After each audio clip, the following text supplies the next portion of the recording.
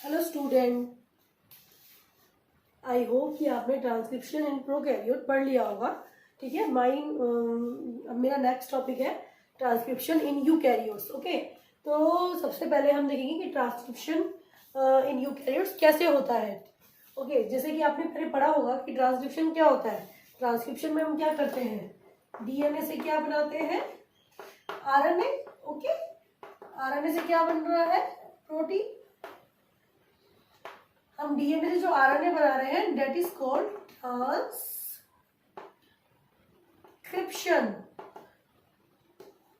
देखो, जो हम डीएनए से आरएनए बना रहे हैं that is transcription, and RNA से जो प्रोटीन बनता है दैट इज ट्रांसलेशन। ठीक है, और ये जो पूरी थ्योरी है डीएनए से प्रोटीन बनना, this is called central dogma of molecular biology. ठीक है, तो ट्रांसक्रिप्शन जब हमने प्रोकैरियोट में पढ़ा था तो वो किसमें होता है, प्रोकैरियोटिक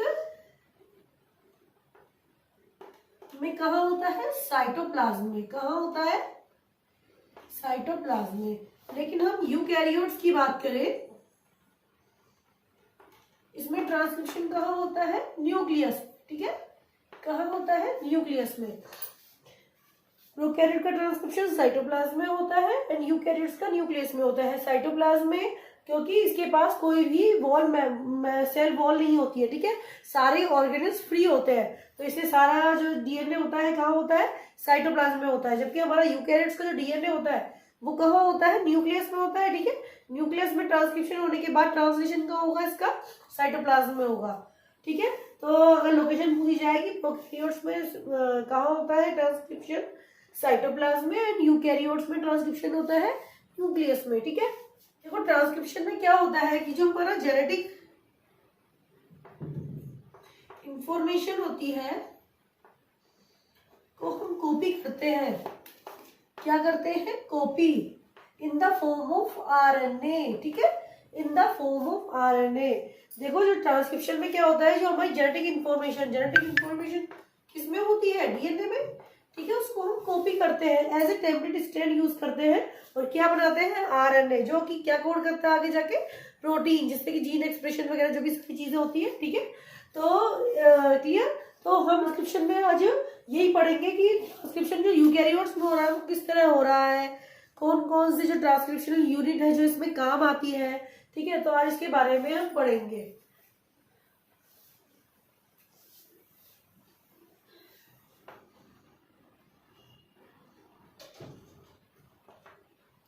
देखो, जो ट्रांसक्रिप्शन होता है उसमें डीएनए एज ए टेम्पलेट काम आता है।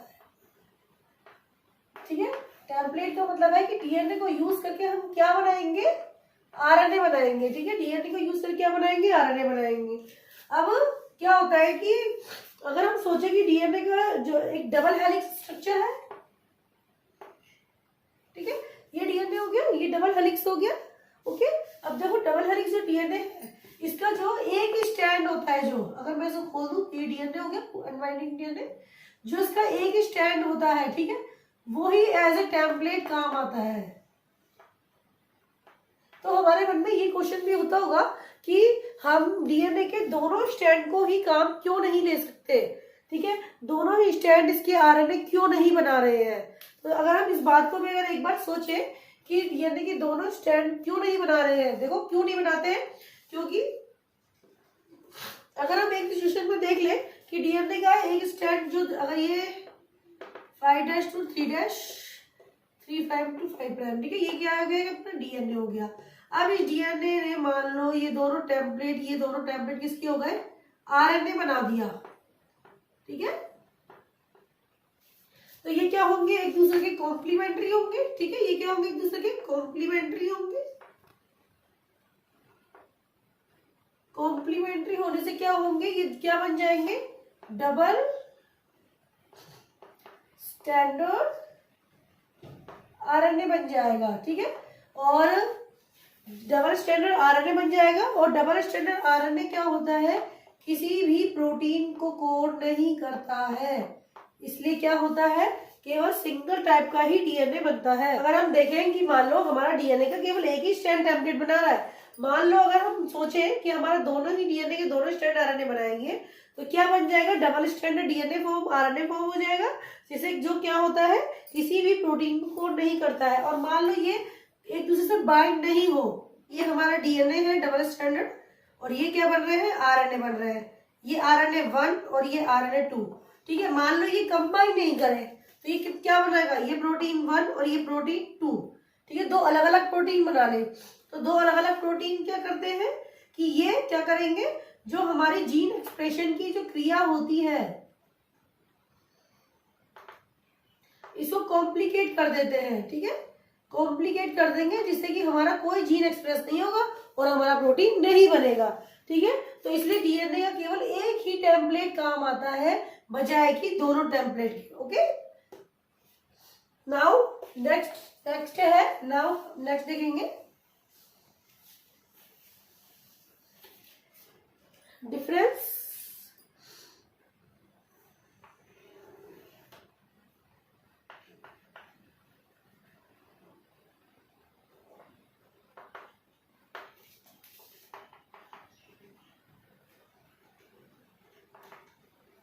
ठीक है, डिफरेंस देखेंगे प्रोकैरियोट और यूकैरियोट में।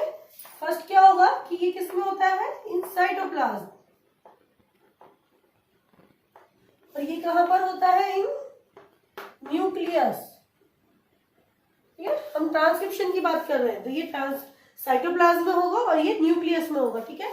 सेकंड क्या है, देखो जब हमने ट्रांसक्रिप्शन पढ़ा था, ट्रांसक्रिप्शन इन प्रोकैरियोट पढ़ा था, उसमें क्या होता है, जो प्रमोटर साइड पे क्या होता है, पहले सिग्मा फैक्टर आके जुड़ता है, पहले सिग्मा फैक्टर आके जुड़ता है, उसके बाद स्ट्रक्चर जीन में आरएनए बनता है और उसके बाद सिग्मा फैक्टर अलग हो जाता है, और जब वो टर्मिनेटर साइड पे पहुंचता है तो आरएनए पॉलीमरेज, तो उसमें क्या होता है, केवल रो फैक्टर जुड़ जाता है, ठीक है। रो फैक्टर जुड़ने पर वो ट्रांसक्रिप्शन टर्मिनेट हो जाता है और बाद में एमआरएनए अलग हो जाता है ना। तो इसमें क्या हुआ, सिग्मा और रो फैक्टर होते हैं, रिक्वायर होते हैं,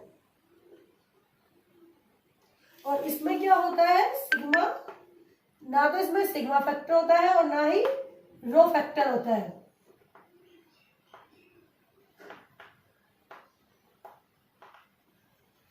ठीक है, ये रिक्वायर्ड नहीं होते हैं। और थर्ड जो इसका मेन डिफरेंस है वो है आरएनए पॉलीमरेज।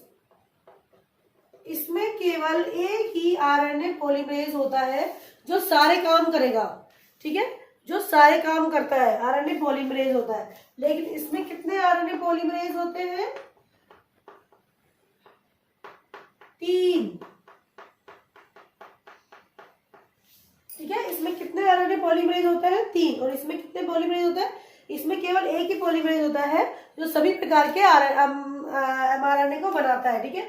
लेकिन इसमें क्या होता है, इसमें क्या होता है कि इसमें 3 आरएनए पॉलीमरेज होते हैं जो कि आरआरएनए, एमआरएनए और टीआरएनए बनाता है। आरएनए पॉलीमरेज फर्स्ट आरआरएनए बनाएगा, आरएनए पॉलीमरेज सेकंड एमआरएनए बनाएगा, और आरएनए पॉलीमरेज से जो थर्ड होगा वो टीआरएनए बनाता है, ठीक है।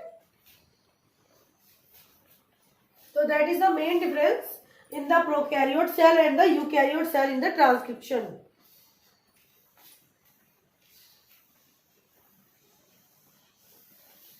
देखो जो हाँ, तो देखो आरएनए पॉली जो मैंने बताया है कि इसमें जो ट्रांसक्रिप्शन इन यूकैरियोट्स होता है, इसमें 3 तरह के आरएनए पॉलीमरेज काम करते हैं, जिसका मेन एंजाइम होता है आरएनए पॉलीमरेज जो होता है, ये अलग अलग आरएनए को बनाने के लिए अलग अलग आरएनए पॉलीमरेज होते हैं, ठीक है। जैसे कि अगर हम बात करें फर्स्ट आरएनए पॉलीमरेज की, अगर मान लो ट्रांसक्रिप्शन साइड पे आरएनए पॉलीमरेज फर्स्ट है यूकैरियोट्स में, तो वो क्या बनाएगा, आरआरएनए बनाएगा, ठीक है। उन्होंने ये इसकी यूनिट दी हुई है 28 एसआरएनए, 85 आरएनए, 85.8 एसआरएनए। एस है स्वेदबर्ग यूनिट, ठीक है, स्वेदबर्ग यूनिट है, ये स्वेदबर्ग के साइंटिस्ट के नाम पे इस यूनिट का नाम रखा गया है, ठीक है। और ये है आरएनए पॉलीमरेज। अगर मान लो प्रमोटर साइट पर आरएनए पॉलीमरेज सेकंड आएगा तो क्या बनाएगा, वो एमआरएनए बनाएगा, मैसेंजर आरएनए बनाएगा। लेकिन अगर आरएनए पॉलीमरेज थर्ड जाएगा तो क्या बनाएगा, टीआरएनए बनाएगा। इसके दो पार्ट है, एक तो स्मॉल न्यूक्लियर आरएनए है, एसएन आरएनए है, और एक स्मॉल रेगुलेटरी आरएनए है, 5S आरएनए है, ठीक है। तो ये RNA polymerase first second third तक। इसको ऐसे भी याद कर सकते हैं आरएमटी करके शॉर्टकट फॉर्म याद कर सकते हो कि इसका फर्स्ट तो आरएनए बनाता है, राइबोसोमल आरएनए बनाता है, सेकंड मैसेंजर आरएनए बनाएगा और थर्ड क्या बनाएगा, ट्रांसफर। ये हमारा डीएनए है 3' to 5', 3' to 5', ठीक है।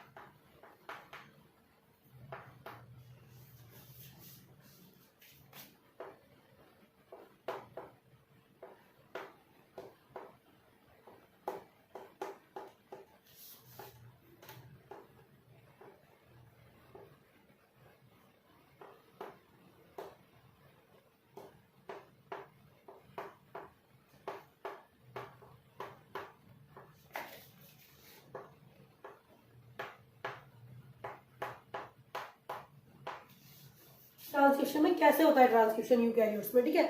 जैसे कि आप प्रोकैरियोट्स में पढ़ चुके हैं, प्रोकैरियोट्स में क्या होता है, आरएनए पॉलीमरेज आता है, उसके साथ क्या होता है, सिग्मा फैक्टर जुड़ता है प्रमोटर साइट से, ठीक है। ये प्रमोटर साइट है, यहाँ से सिग्मा फैक्टर जुड़ेगा, बाद में सिग्मा फैक्टर यहाँ से अलग हो जाता है, यहाँ से क्या स्ट्रक्चरल साइट पे क्या होता है, आरएनए बनता है, उसके बाद यहाँ पे सिग्मा फैक्टर रो फैक्टर जुड़ेगा और टर्मिनेटर साइट से अलग हो जाएगा, ठीक है। ये प्रोकैरियोट्स का प्रोसीजर होता है। लेकिन अगर हम यूकैरियोट्स में देखें, यूकैरियोट्स में रो और सिग्मा फैक्टर की कोई नीड नहीं होती है, ठीक है। इसमें आरएनए पॉलीमरेज जो अलग अलग होते हैं वो अपना अलग अलग काम करते हैं, ठीक है। जैसे कि अगर हम माने कि आरएनए पॉलीमरेज फर्स्ट आ रहा है,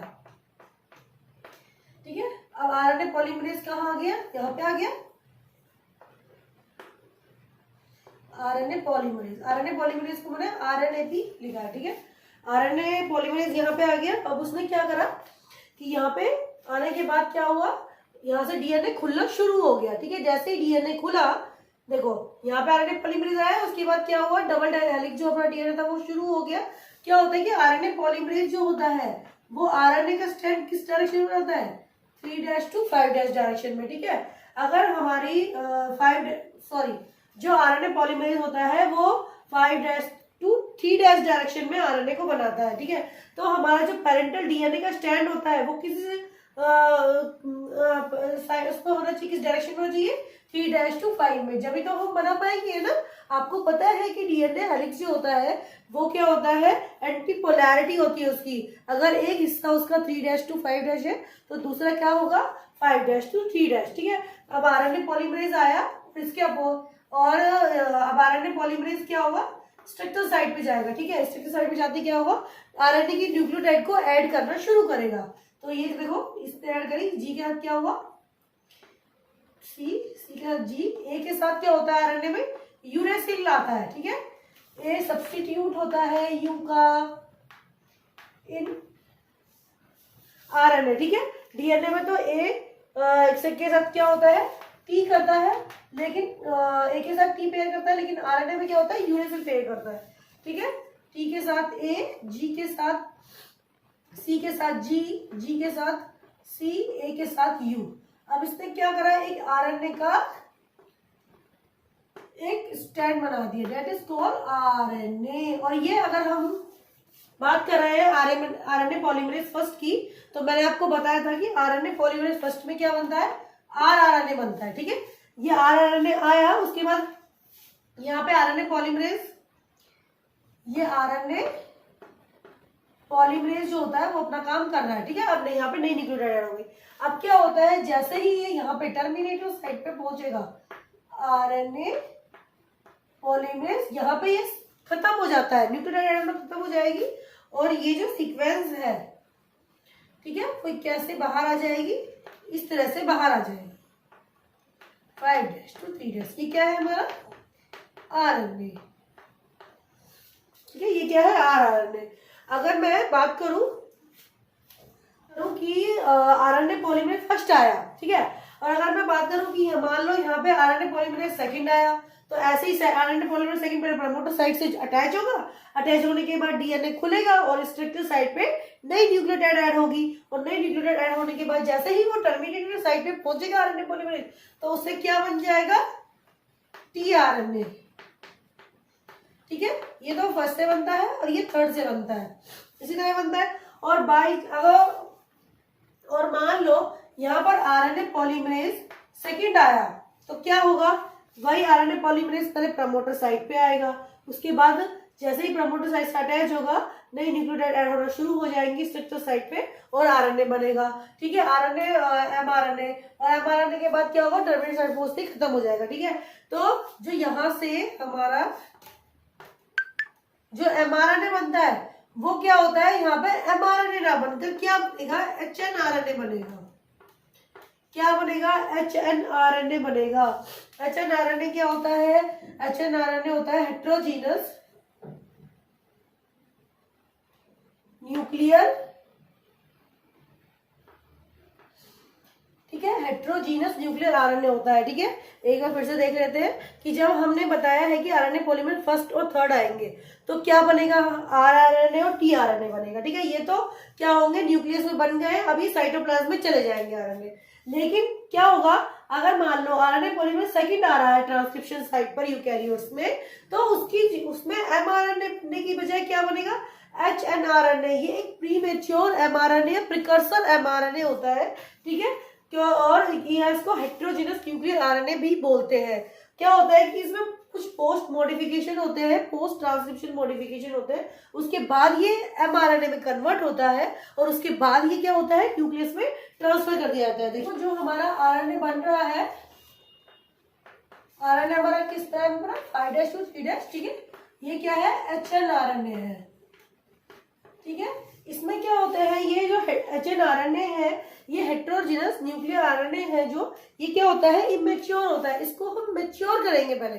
ठीक है, इसमें जो कुछ मतलब जो कुछ सीक्वेंस नहीं ऐड हुए हैं या कुछ ऐसे पोस्ट ट्रांसक्रिप्शन मॉडिफिकेशन होते हैं, इसमें क्या होता है? पोस्ट ट्रांसक्रिप्शन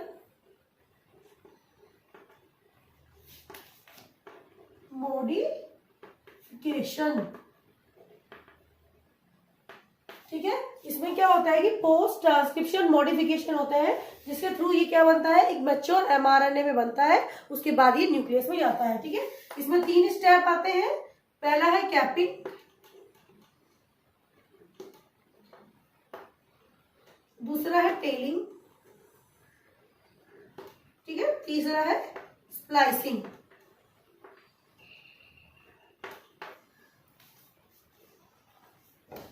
हम पढ़ेंगे कैपिंग, टेलिंग और स्प्लाइसिंग। फर्स्ट पढ़ेंगे कैपिंग। ठीक है, 5' एचएनआरएनए है। ठीक है, अब इसमें क्या होता है कैपिंग में? यहाँ पर 5' एंड पे होती है कैपिंग। ठीक है, किस एंड पे होती है? 5' एंड पर। ठीक है, 5' एंड पर इसमें क्या जुड़ जाता है? मिथाइल गुआनोसिन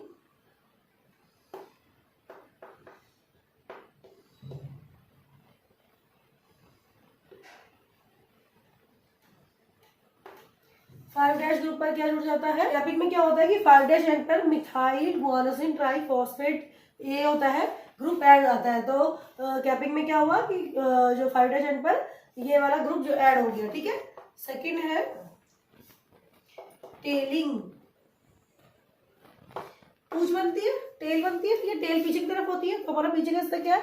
देखो इसको याद करने का सही है कि मैंने 5' एंड पे हम कैपिंग कर रहे हैं। कैप सिर पे पाई जाती है। ठीक है, सिर ऊपर का हिस्सा, तो वो क्या हुआ? 5' एंड। नीचे का जो पीछे का हिस्सा क्या हुआ? 3' एंड। ठीक है, नीचे का तो टेलिंग क्या होती है? 3' एंड पर। ठीक है, टेलिंग में क्या होता है? 3' एंड पे टेलिंग होती है। क्या होता है? एडिनाइलेट रेसिड्यू, ठीक है। या इसका दूसरा नाम है एडिनोसिन मोनोफॉस्फेट।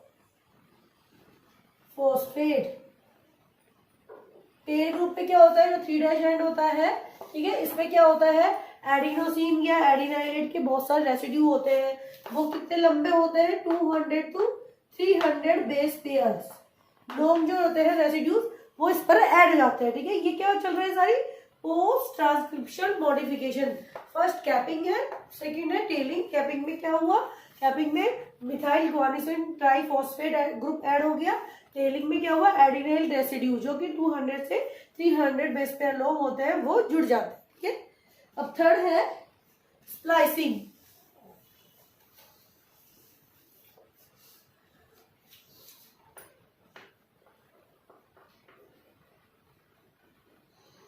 ठीक है, थर्ड है स्प्लाइसिंग। अब देखो ये हमारा आरएनए है, ठीक है, इस यहाँ पे तो हमने कैप लगा दी, यहाँ पे हमने टेलिंग कर दी, ये इसका 5' और ये इसका 3', ठीक है। अब देखो क्या होता है कि इसमें क्या होता है स्प्लाइसिंग में, कि हमारा क्या होता है, जैसे कि अगर हम बात करें कि जो हमारा डीएनए से आरएनए बनता है, तो जो हम डीएनए से आरएनए बना रहे हैं, क्या हम वो पूरे स्ट्रैंड से बना रहे हैं, नहीं। डीएनए से जो हम आरएनए बना रहे हैं, उसमें आरएनए जो बन रहा है वो किस साइड पे जाके बन रहा है, स्ट्रक्चर साइड पे,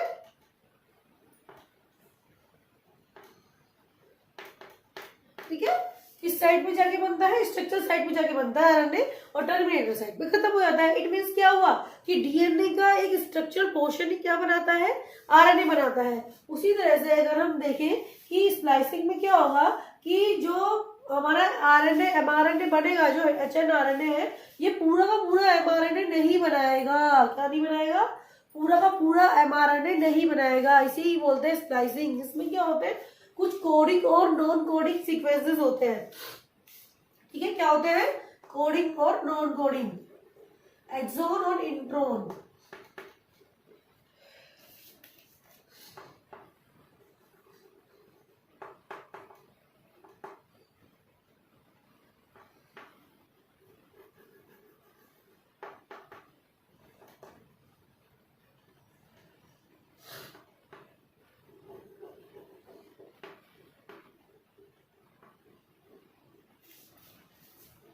ठीक है, इसमें क्या होते हैं, कुछ कोडिंग और नॉन कोडिंग सीक्वेंस होते हैं। थोड़ा सा इनके बारे में जानेंगे, ये क्या होते हैं, ठीक है। देखो जो हमारे एक्सोन होते हैं, ये तो क्या होते हैं, कोडिंग पार्ट होते हैं। क्या होते हैं, कोडिंग पार्ट, जो कि प्रोटीन बनाते हैं। और जो इंट्रोन होते हैं वो क्या होते हैं, नॉन कोडिंग पार्ट, ठीक है। क्या हुए, non coding part. Non coding part है तो मतलब क्या होगा, हम स्प्लाइसिंग में क्या करते हैं, इन इंट्रोन्स को हटा देते हैं। क्या कर देते हैं, रिमूव कर देते हैं। इन इंट्रोन को रिमूव कर देंगे और एक्सोन को जोड़ देंगे, तो हमारा क्या बन जाएगा, मैच्योर एमआरएनए बन जाता है, ठीक है। मैच्योर, हम इंट्रोन को क्यों हटाते हैं, नॉन कोडिंग पार्ट होते हैं, किसी भी तरह के प्रोटीन को कोड नहीं करते हैं, इसलिए हम इंट्रोन को हटा देते हैं और एक्सोन को जोड़ देते हैं, ठीक है। तो इसमें आगे की प्रोसीजर में क्या होता है, देखो जो हम ये हमारी कैप है, ये टेल है,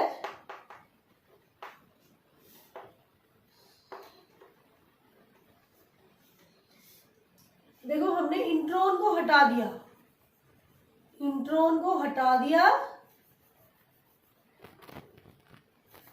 और एक्सोन को जोड़ दिया। इंट्रोन को तो हटा दिया और एक्सोन को जोड़ दिया, तो कुछ इस तरह आ जाएगा हमारे पास पोर्शन।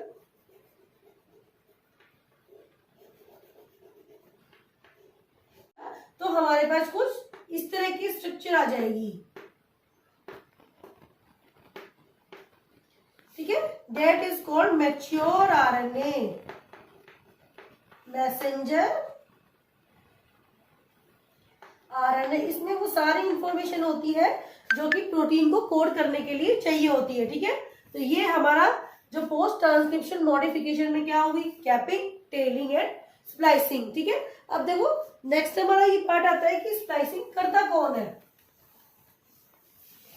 स्प्लाइसिंग कौन करता है, हमने जब मैंने आपको पढ़ाया था तो टीआरएनए में बताया था एसएनआरएनए, स्मॉल न्यूक्लियर आरएनए।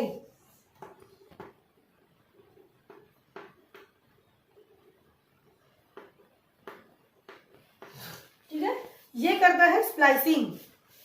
क्या करेगा, स्प्लाइसिंग। किस तरह करता है ये स्प्लाइसिंग, देखो क्या प्रोसीजर होता है। ये हमारा एसएनआरएनए आया और ये क्या करता है, इंट्रोन के साथ अटैच हो जाता है। क्या हो जाता है, अटैच हो जाएगा। ये दोनों जब मिलेंगे तो एक क्या बनाएंगे, स्प्लाइसियोसोम। स्प्लाइसियोसोम ये एक कॉम्प्लेक्स फॉर्म करते हैं जिसे बोलते हैं स्प्लाइसियोसोम कॉम्प्लेक्स। जैसे ही ये कॉम्प्लेक्स फॉर्म होता है उसके बाद क्या होते हैं, इंट्रोन रिमूव हो जाते हैं। इंट्रोन क्या हो जाते हैं, रिमूव हो जाते हैं और हमें क्या मिलता है, एमआरएनए, मैच्योर एमआरएनए मिलता है। तो इस तरह बनता है हमारा एमआरएनए। ठीक है, देखो जैसे कि मैं आपको थोड़ा सा बना के दिखा देती हूँ। जैसे हमारा ये एक्सोन है, ये भी एक्सोन है। अब यहाँ पे ये इंट्रोन है। ठीक है, कुछ इस तरह का कॉम्प्लेक्स फॉर्म हो जाता है। ये कॉम्प्लेक्स फॉर्म होने के बाद क्या हुआ, ये सब हट जाते हैं और ये इंट्रोन इंट्रोन आपस में जुड़ जाते हैं और हमें क्या मिलता है, मैच्योर एमआरएनए। तो हमारी पूरी प्रोसीजर यही होती है कि हम पोस्ट ट्रांसक्रिप्शन मॉडिफिकेशन में किस तरह हम चीजों को समझते हैं। ठीक है, तो हमने 3 इसके प्रोसीजर के स्टेप पढ़े हैं, capping, telling and splicing. Main इसकी स्प्लाइसिंग है। स्प्लाइसिंग में हमारे इंट्रोन एक्सोन आते हैं। इंट्रोन हमारे नॉन कोडिंग पार्ट होते हैं और हमारे एक्सोन होते हैं कोडिंग पार्ट ऑफ सीक्वेंसेस होते हैं। ठीक है, तो ये है हमारा पूरा पोस्ट ट्रांसक्रिप्शन मॉडिफिकेशन। तो आपको यही खत्म होता है transcription in eukaryotes. Thank you, thanks for watching. Please like, subscribe and comment my video.